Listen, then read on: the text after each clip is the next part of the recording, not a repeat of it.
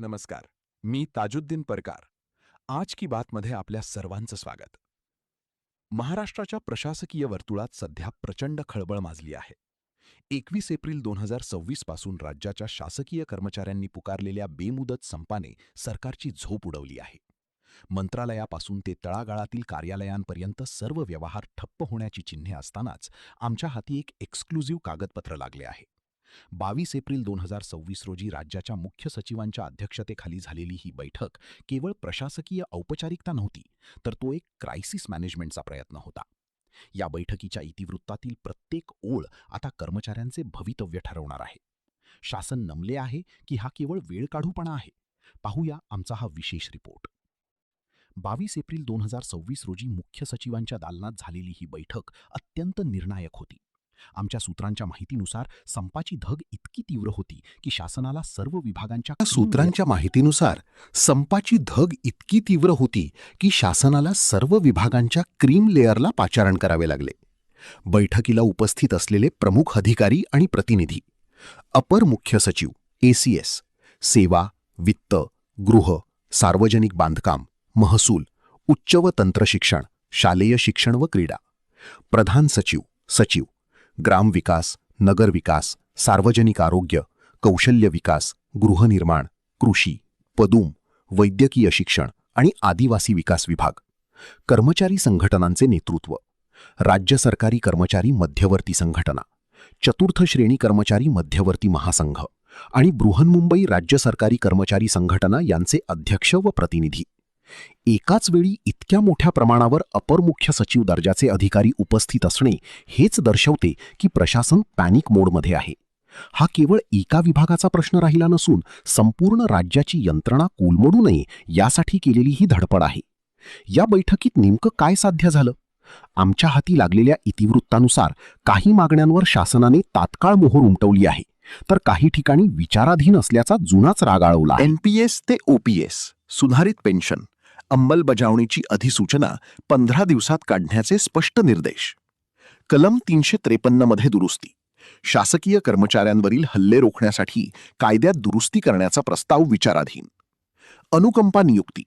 प्रलंबित नियुक्त्यांबाबत सर्व विभागांकडून माहिती मागवून तातडीने कार्यवाही करण्याचे आदेश. चतुर्थ श्रेणी व वाहनचालक भरती. भरतीवरील बंदी उठवण्याबाबत शासन सकारात्मक. सेवानिवृत्तीचे वय 60 वर्षे. प्रस्ताव शासनाच्या विचाराधीन आहे. कॅशलेस आरोग्य योजना.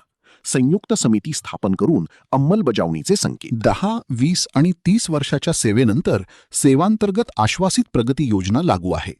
ज्या विभागामध्ये या योजनेची अंमलबजावणी होत नाही याबाबत संघटनेने माहिती दिल्यास त्याबाबतीत मुख्य सचिव यांच्याकडून आढावा घेण्यात येईल. पदोन्नती योजना. शिक्षक, शिक्षकेतर कर्मचाऱ्यांसाठी ही योजना लागू करण्याबाबत फेरविचार सुरू. येथे लक्षात घेण्यासारखा मुद्दा म्हणजे IPC कलम 353 मधील दुरुस्तीचा विषय प्रथमच इतक्या गंभीरपणे चर्चेत आला आहे, जो कर्मचाऱ्यांच्या सुरक्षेसाठी अत्यंत महत्त्वाचा आहे. मात्र 60 वर्षे वयोमर्यादेचा मुद्दा अद्याप विचाराधीन श्रेणीत ठेवून शासनाने चेंडू स्वतःच्या कोर्टात राखून ठेवला आहे. काही आघाड्यांवर मात्र शासनाने आपली असमर्थता स्पष्टपणे बोलून दाखवली आहे. PFRDA कायदा हा केंद्राचा विषय असल्याचे सांगून निधी परत मिळवण्याची मागणी फेटाळली आहे. नवीन राष्ट्रीय शैक्षणिक धोरण NEP. केंद्र सरकारच्या धोरणामुळे यात राज्याला बदल करता येणार नाही असे स्पष्ट करण्यात आले. 2005 नंतरचे अंशदान पेन्शनधारक. 2005 पूर्वी नियुक्त झालेल्या पण नंतर 100% अनुदानावर आलेल्या कर्मचाऱ्यांना जुनी पेन्शन देण्याची मागणी तांत्रिक कारणास्तव मान्य करता येणार नाही असे इतिवृत्तात नमूद आहे. 24 एप्रिल 2026 रोजी निर्गमित झालेल्या पाठपुराव्याच्या पत्रानुसार मुख्य सचिवांनी सर्व विभागांना अनुपालन अहवाल म्हणजे कंप्लायन्स रिपोर्ट सादर करण्याचे कडक आदेश दिले आहेत. शिक्षण विभागातील 15 मार्च 2024च्या त्या वादग्रस्त शासन निर्णयामुळे जो पेच निर्माण झाला होता त्यावर आकृतीबंध सुधारित करण्याचे निर्देश दिले आहेत. हा या बैठकीतील सर्वात मोठा प्रशासकीय संघर्ष मानला जात आहे. वित्त विभाग. पेन्शन अधिसूचनेसाठी 15 दिवसांची डेडलाईन पाळण्याची जबाबदारी या विभागावर सोपवण्यात आली आहे. सामान्य प्रशासन विभाग. अनुकंपा आणि रिक्त पदांच्या भरती प्रक्रियेचा पाठपुरावा सतत सुरू ठेवण्याच्या सूचना देण्यात आल्या आहेत. शासनाने 15 दिवसात अधिसूचना काढण्याचे आश्वासन देऊन संप मिटवण्याचा प्रयत्न केला आहे. पण प्रश्न उरतोच, विचाराधीन असलेल्या मागण्यांचे काय?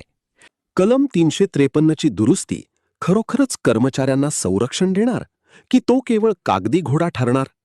या इतिवृत्तामुळे कर्मचारी समाधानी होऊन कामावर परतणार की आरपारच्या लढाईचा इशारा देत संपाची धार अधिक तीव्र करणार, हे पाहणे औत्सुक्याचे ठरेल. सरकारी आश्वासनांच्या अंमलबजावणीचा हा टायमिंग, याचा शोध आपण घेतच राहणार आहोत. पाहत रहा आज की बात ताज की साथ. धन्यवाद.